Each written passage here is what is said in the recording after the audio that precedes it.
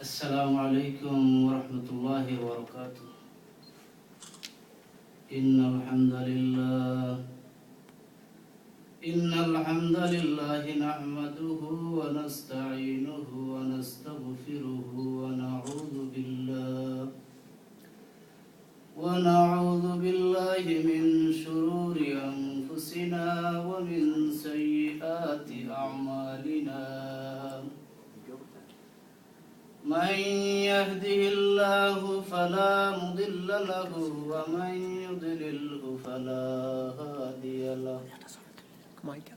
ونشهد أن لا إله إلا الله وحده لا شريك له، وأشهد أن محمدا عبده ورسوله أرسله بالحق بشيرا ونذيرا وداعيا إلى الله بإذنه وسراجا منيرا. أما بعد فقد قال الله تبارك وتعالى في كلامه المجيد: أعوذ بالله